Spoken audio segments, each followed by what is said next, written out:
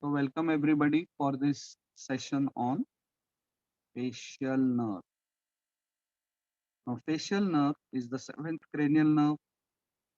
It is a mixed nerve, right? It has some sensory component also, but mainly it supplies the muscles developing from the second branchial arch. That is the muscles of facial expression. So that makes facial nerve very important because all of us are so much conscious about of our own face. So if this nerve gets paralyzed, the facial muscles get paralyzed, and it is very difficult. The person will not be able to express himself or her. Now, firstly, let us talk about the functional components of the facial nerve. Functional components, we should firstly start writing with always with the efferent component. The first component is special visceral efferent. The cranial nerve, whenever it supplies the muscles of the branchial arches, it will have this component. So special visceral efferent. So we have to not only write this, we have to write which uh, nucleus gives this, the motor nucleus of facial, the motor nucleus of facial nerve, which is there in the lower pons. From there, these fibers are right. And what do they supply? They supply the muscles of facial expression, muscles of the face. The first component we said special visceral efferent. Now let us talk about the second component, general visceral efferent. When a cranial nerve supplies glands, parasympathetic supply, okay, glands, smooth muscle, it has this component, general visceral efferent. So facial nerve supplies submandibular gland, it supplies sublingual gland, it supplies lacrimal gland.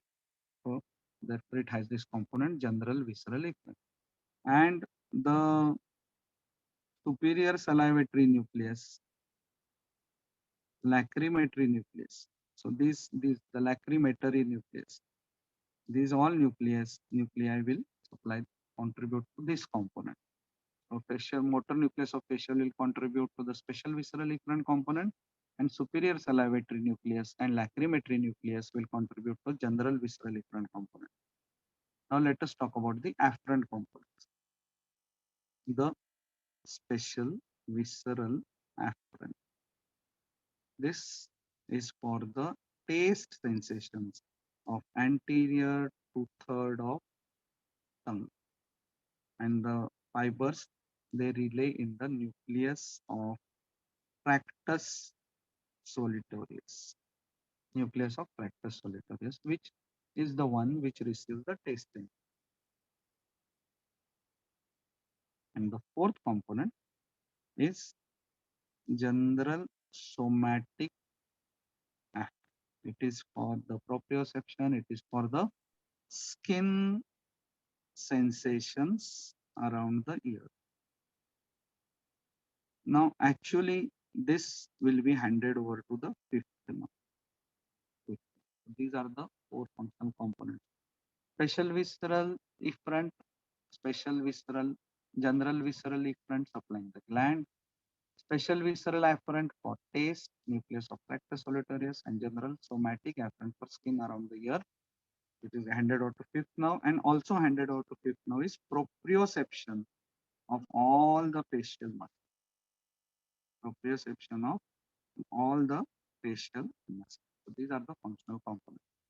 After describing functional components of the cranial nerve, we talk about the nuclei.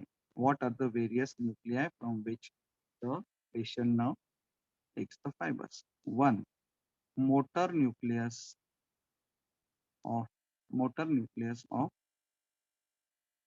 the facial nerve. Motor nucleus of the facial nerve. This is in the lower pons. Two, superior salivatory nucleus. This is for submandibular and sublingual gland. lacrimetry nucleus. Lacrimetry nucleus. This is for the lacrimal gland. Nucleus of Tractus solitorius. This is for the taste. Nucleus of Tractus solitorius. This is for the taste sense. So 4 nuclei. Now let us talk about the intraneural course. For intraneural course of the facial nerve, we should be knowing the section of the pons. The section of the pons.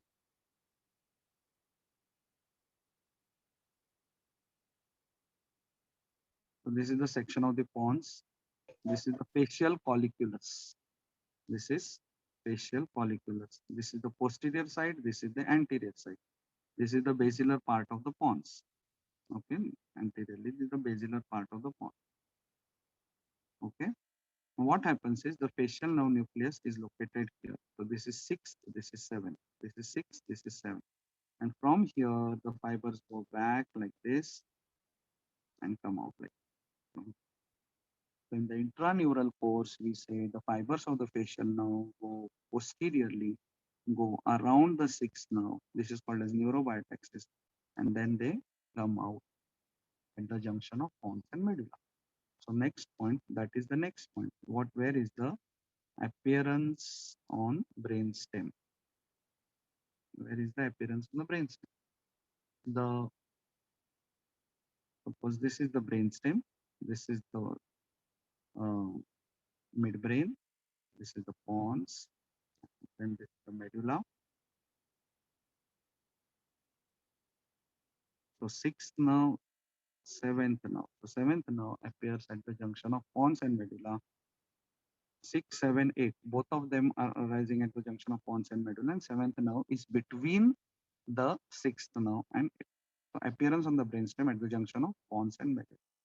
Nucleus is at the level of lower pons. Okay, and appearance on brainstem is at the junction of pons and medulla. So after we talked about, firstly we talked about the nuclei, then we talked about the intraneural course, then we talked about where does it appear on the brainstem. After appearing on the brainstem, then we next point we talk about. So let me name this nuclei as first point or functional component as first point, nuclei as second point, intraneural course as third point, appearance on brainstem as fourth point. Now I go to the fifth point, that is intracranial course. Intracranial. What happens is after it appears on the brainstem, it enters the internal acoustic meatus. Okay, internal acoustic meatus, and then it enters the facial canal. Facial canal. I'll show it for you how it is. Suppose this is the internal acoustic meatus. Suppose this is the internal acoustic meatus. One second.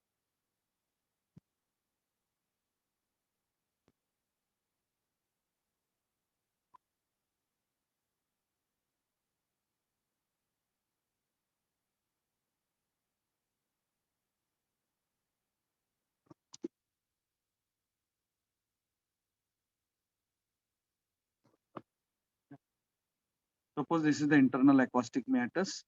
The eighth nerve and the seventh nerve, they enter it. Seventh nerve here, even when it appears on the brainstem, it has two parts. It has a sensory root and a motor root.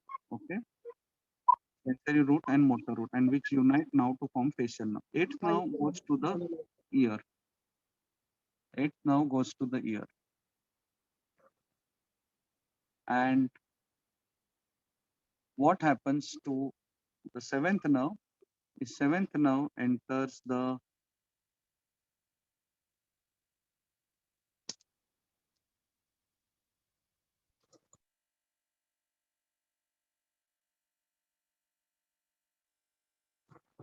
facial canal.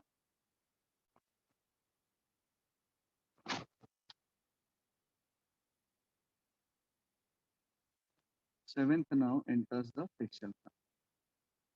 So eighth nerve goes to the ear, seventh nerve enters the facial canal, and it runs like this. Okay, runs like this to come out of the stylomastoid foramen. So this is the stylomastoid foramen. Comes out of the stylomastoid foramen and enters the, after the short course, it enters the parotid gland. And in the parotid gland, it gives its terminal 5 branches. In the parotid gland, it gives terminal 5 branches. In the facial canal, it gives 3 branches. And when it immediately comes out of the facial canal, it gives 3 branches. Okay. So now the next point, that is the sixth point, is exit from the skull. So where does it exit from the skull? Exits from the skull via stylomastoid foramen. Stylomastoid foramen. And the seventh point is extracranial course. Extracranial course is it enters the parotid gland. Extracranial course, it enters the parotid gland. Enters the parotid gland and divides into its terminal branch. If I have to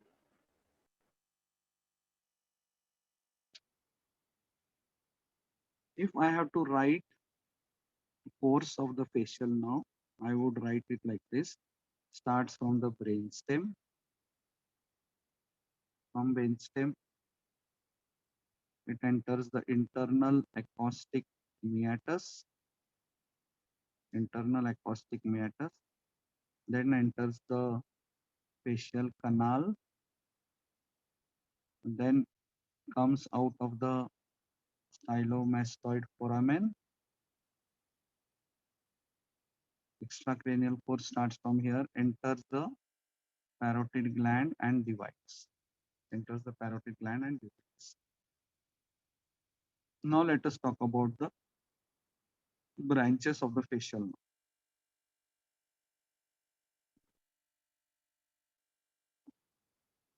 As we said, in the facial canal, it takes 2 turns.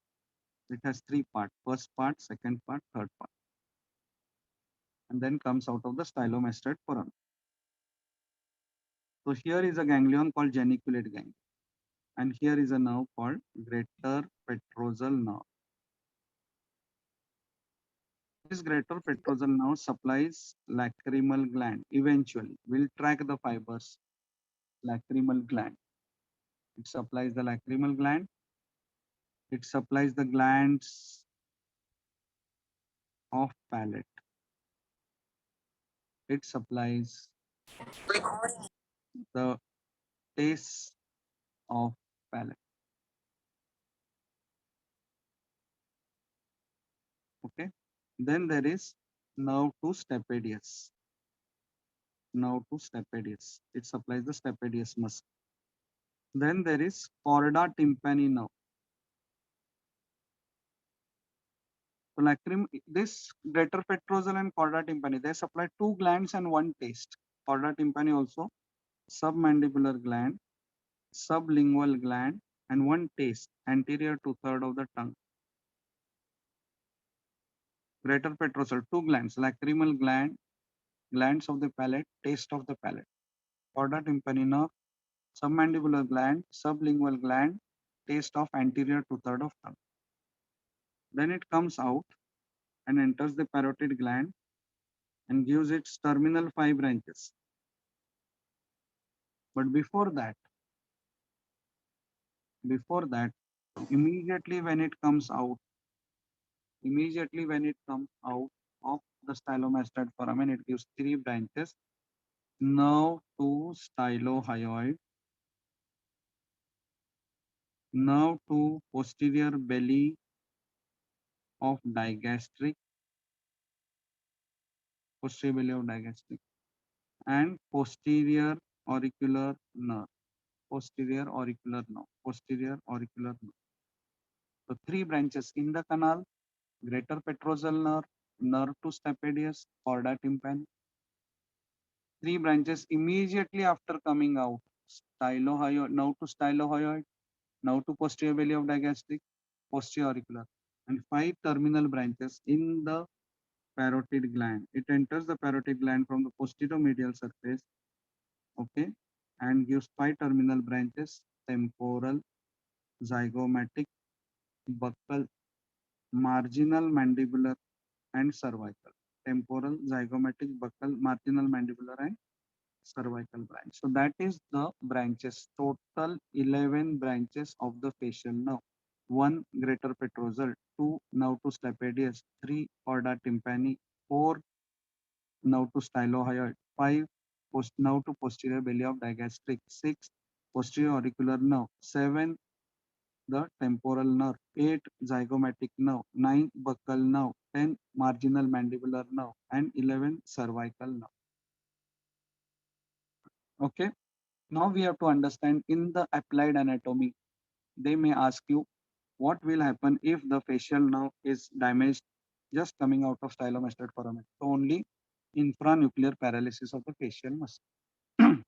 What if it is damaged in the internal acoustic meatus? In that case, there will be hyperacusis because stapedius muscle dampens the extra sound. There will be no lacrimation. There will be decreased salivation because there will be no taste on the anterior two-thirds of the tongue.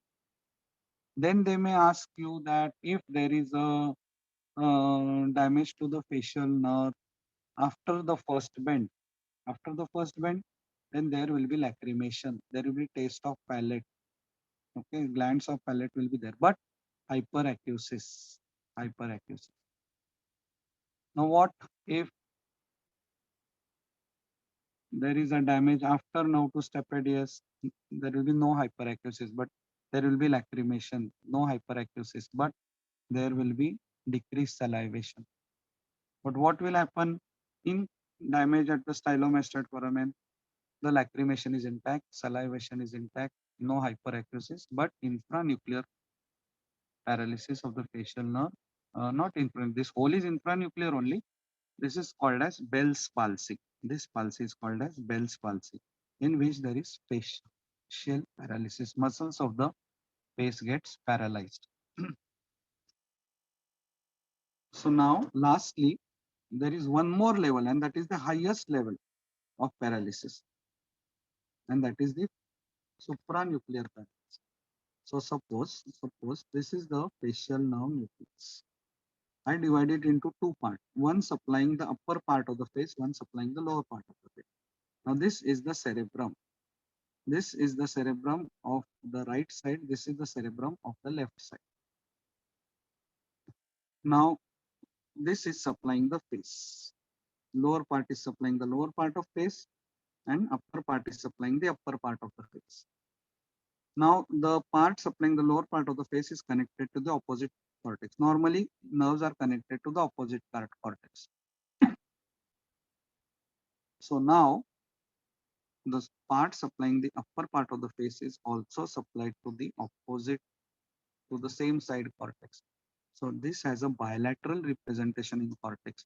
So in case of right cortical damage, the lower half of the face will be paralyzed, but upper half will not be paralyzed because it also gets signals from the both the cortices. So upper half of the face escapes paralysis in supranuclear lesion. This is supranuclear lesion above the nucleus. Supranuclear lesions, the upper half of the face escapes paralysis because because upper half of the face escapes paralysis because the upper half of the face has a bilateral representation in the cortex. Okay, so that is all about the facial nerve. And infranuclear is this. This is infranuclear, in which both basically all the fibers going to the face. So half of this face will be paralyzed. So in intranuclear paralysis, what happens is complete half of the face is paralyzed. And what happens in supranuclear paralysis? only this part, lower half of, because upper half of the phase, the fiber supplying it also gets signal from the opposite cortex. So in supranuclear paralysis, this is what happens, and in infranuclear paralysis, this is what happens. Okay, so students, we stop here. Thank you very much. I'll